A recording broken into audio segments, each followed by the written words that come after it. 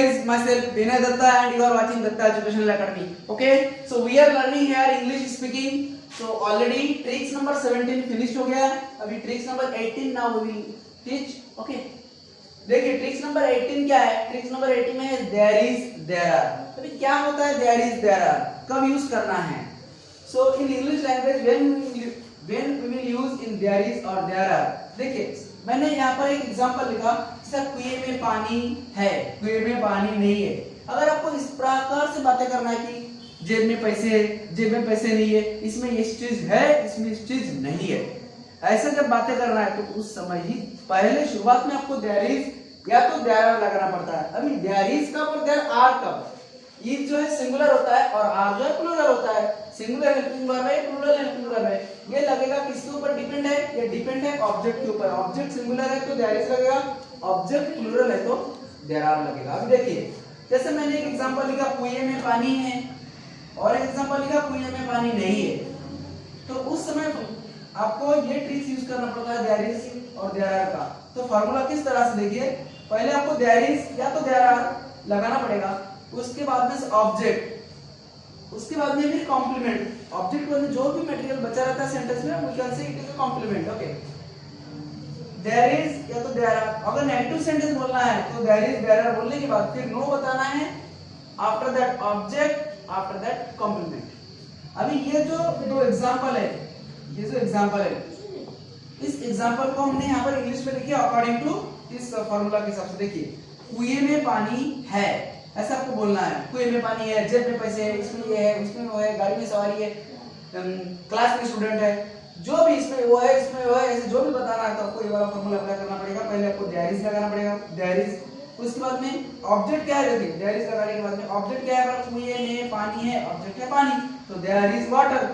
अभी उसके बाद में ऑब्जेक्ट लगाने के बाद में फार्मूला क्या है, कॉम्प्लीमेंट. जो भी बचा रहता कुएं में पानी, देयर इज वाटर कहां पर, इन द वेल. तो there is water in the well. ये हो गया आपका पहला वाला सेंटेंस को इंग्लिश में अपन ने कराया according to formula. There is water in the well, कुएं में पानी है. अभी हमने अगर ऐसा बोला कि कुएं में पानी नहीं है तो देयर इज, फिर आपको नो लगाना पड़ेगा. देयर इज नो, फिर object, there is no water in the well. आ रहा है समझ में, there is no water in the well. अभी अगर हमने बोले कि जेब में पैसे हैं तो there is money in the pocket. जेब में पैसे नहीं है, there is no money in the pocket. अभी जैसे मैंने ये चीज बताया, अभी आर का देखिए, अगर हमने बताया कि ऑब्जेक्ट अगर प्लूरल रहा, जैसा एग्जांपल सा क्लास में स्टूडेंट्स है तो there are students in the class. Class में स्टूडेंट नहीं है तो देयर आर नो स्टूडेंट्स, बहुत सारे हैं, there are no students in the class. Are you getting, आ रहे आपको समझ में. बिल्कुल सिंपल है. और इसी तरह से हम जो भी हम इंग्लिश में बातें करते हैं, इसमें इस चीज है, इसमें इस चीज नहीं है, ऐसा हम जब भी हम बातें करेंगे तो पहले आपको देयर इज और देयर आर लगाना पड़ेगा. ठीक है. अब इसको थोड़ा सा स्पोकन स्किल के तरीके से हम किस तरह से प्रैक्टिस कर सकते हैं घर में. देखिए हाँ, छोटा सा कैसा स्पोकन स्किल किस तरह से आप घर में प्रैक्टिस कर सकते हो, उसके लिए यहाँ पर लिखा मैंने. देखिए अगर हमें बोलना है कि एक्चुअली मैंने यहाँ पर कॉम्प्लीमेंट नहीं लिखा, ऑब्जेक्ट तक लिखा है देयर इज के बाद में और देयर आर के बाद में. कॉम्प्लीमेंट आप कुछ भी लगा सकते हैं अपने हिसाब से. देखिए अगर आपको बोलना है कि भाई जेब में पेन है तो there is pen in the pocket. अरे यहाँ पर वाटर, देयर इज वाटर. मटके में वाटर, अरे मटका में पानी है तो there is water in the pot. There is money in the pocket. There is shopkeeper in the shop. There is mango, there is mango in the bowl. टोकरी में मैंगो है, एक मैंगो की बात कर रहा तो there is fan in the house, यानी घर में पंखा है. एक सिंगल की बात कर रहे हैं तो इस तरह से आपको चीज बताना पड़ेगा. और इसी चीज को अगर नहीं है बताना तो देयर इज बोल के नो लगाना है बस.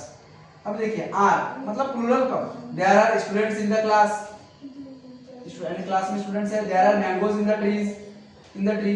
There are men in the city, यानी there are men in the house. Men मतलब बहुत सारे, मैन का प्लूरल फॉर्म. ये पूरा प्लूरल है क्योंकि यहाँ पर प्लूरल हेल्पिंग वर्ब है इसलिए. देयर आर चेयर्स, चेयर्स है कहाँ पर, कहीं पे भी. There are chairs in the class. There are teachers in the class, ने क्लास में टीचर्स है, बहुत सारे क्लास मतलब बहुत सारे टीचर्स की बात कर रहे हैं यहाँ पर. आ रहे समझ में.